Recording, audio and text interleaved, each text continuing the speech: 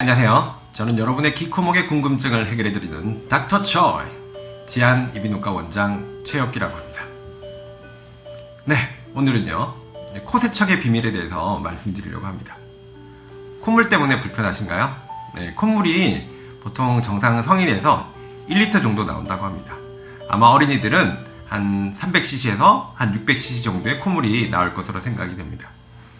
이런 정상적인 콧물에는요 면역 기능을 담당하는 세포들도 있고 그런 면역 작용에 관여하는 성분들이 포함이 되어 있습니다. 그래서 알레르기의 원인들 항원들 있죠. 그리고 세균, 여러 가지 나쁜 세균들, 그런 세균들을 잡아내는 역할을 합니다. 그런데 알레르기 반응이 생기고 축농증이 생기거나 이러게 되면 나쁜 콧물들이 많아지게 됩니다. 그래서 이런 콧물들은 밖으로 배출을 시켜야 되는데요. 가장 좋은 방법이 코 세척이 되겠습니다. 코 안에 이렇게 부비동이 있죠. 부비동 안에 이렇게 농이 찬 것을 우리가 축농증, 부비동염 이렇게 얘기를 하는데요. 그러면 코 안에 이런 농이 이렇게 나오게 됩니다. 코 점막에는 원래 이런 점액을 이동시키는 섬모들이 있는데요. 축농증이 생기게 되면 그런 섬모의 기능도 떨어지게 됩니다. 그리고 간혹 소아과에서나 내과에서 콧물 흐르니까 그런 항히스타민을 처방해 주시는 경우가 있는데, 이런 염증성 액체가 있을 때는 그런 항히스타민을 먹으면 오히려 콧물이 더 찐득찐득해집니다. 그래서 콧물이 무조건 줄어드는 게 좋은 것은 아닙니다. 누런 콧물이 있을 때는 콧물을 잘 흐르도록 하는 게 중요합니다. 특히 소아들 이제 중염 자주 생기죠. 이런 누런 콧물들이 흐르게 되면 이쪽에 귀로 가는 구멍이 있는데요. 비인두 쪽에 애기들은 아데노이드가 커서 콧물들이 많이 고여 있습니다. 그래서 여기 콧물들이 머무르다가 이관을 통해서 중이각 내로 들어가게 되면 중염이 오게 됩니다. 이런 경우에 이제 소아들도 코 세척하는 방법이 있는데요. 그런 코 세척을 하게 되면 비인두가 깨끗해지고 잘 안 났던 중염도 낫는 경우를 많이 볼 수 있습니다. 코 세척 어떻게 하실까요?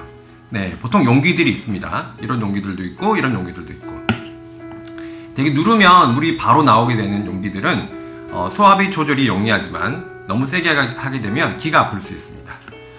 이런 모델은 이렇게 해서 이렇게 사용을 하는데 소압이 좀 약합니다. 반면에 그렇게 세게 나오지 않기 때문에 기가 아픈 그런 부작용은 좀 적다고 할 수 있습니다. 병원에 오시게 되면 이제 주사기에 식염수를 담아서 한쪽으로 물을 넣고 반대쪽으로 이제 석션이라고 하죠. 흡입하는 것으로 빼내게 되면 비인두 쪽에 있는 코가래가 깨끗하게 나올 수 있습니다. 네, 이 식염수 세척은요 보통 생리식염수로 하시는 것이 좋고 식염수 분말을 이용해서 하셔도 되긴 합니다. 그럴 때는 꼭 끓여서 식힌 물로 하시는 것이 좋습니다. 그리고 이 코 세척할 때 중요한 내용이 한 가지 있습니다. 대개는 어느 정도 뚫려 있어야 코 세척이 됩니다. 막혀 있을 때는 코 세척이 되지 않습니다. 그래서 적절한 약물 치료를 병행하셔야 되고요. 그리고 세척하는 거 어느 쪽을 먼저 하는 게 좋을까요? 네, 오른쪽? 왼쪽? 아닙니다. 네, 막힌 쪽에 먼저 물을 집어 넣으셔야 됩니다. 만약에 오른쪽이 막혔다, 이쪽에 물을 집어 넣어 볼까요? 그러면 이쪽으로 물이 나와야 되는데 못 나오겠죠. 그러면 물이 귀 쪽으로 가서 귀가 아플 수 있습니다. 그래서 코 세척 잘못하면 중이염이 올 수도 있습니다. 그래서 항상 막힌 쪽에 물을 먼저 넣는 습관을 하시는 것이 좋습니다. 간혹은 코 세척을 하시면 코가 더 많이 막힌다고 하시는 분들이 있습니다. 이런 분들은 코 세척이 안 맞는 분도 있습니다. 그리고 정상적인 콧물이 없어지면서 코가 더 건조해지고 막힌 듯한 느낌이 드시는 분도 있습니다. 이런 분들은 다른 방법을 생각하셔야 됩니다. 코에 뿌린 스프레이를 뿌리거나 적절하게 약물 치료만 하셔야 되는 거죠.